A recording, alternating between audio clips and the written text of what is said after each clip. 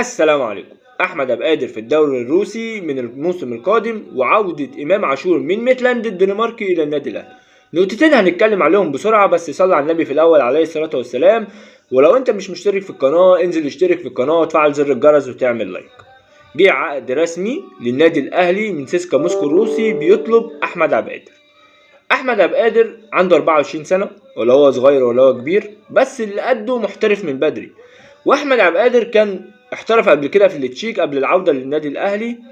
خلي بالك النادي الاهلي مش ممانع على احتراف احمد عبد القادر، بس لما يجي قيمه ماديه تليق بالنادي الاهلي وبلاعب النادي الاهلي. وخلي بالك احمد عبد القادر في الفتره الاخيره مش ماشي كويس مع النادي الاهلي. بيلعب بس تحس ان هو بينزل في الملعب مش مركز خالص، بيلعب بانانيه وفرديه جدا، تحس ان هو عايز يعني داخل عليه خمسه عايز يعدي من بطنهم كلهم. غير كده اللي هو عمل مشكله مع المدير الفني للنادي الاهلي. وخلي بالك الحاجات دي ما بتمشيش مع النادي الاهلي، انت تعمل مشكله وتلعب. وخلي بالك سبحان الله تحس ان المدير الفني بيشرب من النادي الاهلي. يعني النادي الاهلي اما بيخش مشكله مع لعيبه وبتاع بيبقى بينهيها، اللعيب بيبعد خالص. فانا اعتقد اللي هو العرض ده من الافضل لاحمد عبد القادر اللي هو يسافر او يحترف لسيسكا موسكو، عشان فترته يعني الفتره الجايه في اللعب مش هتبقى كويسه يعني. وخلاص انت عملت تاتش مع المدير الفني، فخلاص هياخد منك جنب. وكده كده هو بيشرب من الاداره، يعني تحس سبحان الله المدير الفني بيشرب من النادي الاهلي. غير الانديه التانية غير الزمالك ممكن تتصالح والكلام ده. وانا شايف مفيش حاجه هتعوض النادي الاهلي ولا جماهير النادي الاهلي، مع احترامي سيسكا موسكو او اي نادي. ولو انت عايز تحترف عشان تبعد من الاجواء من النادي الاهلي انت اللي خسران.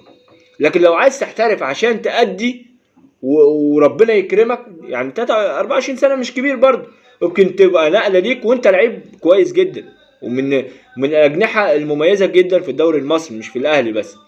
ده بالنسبه لاحمد عباد.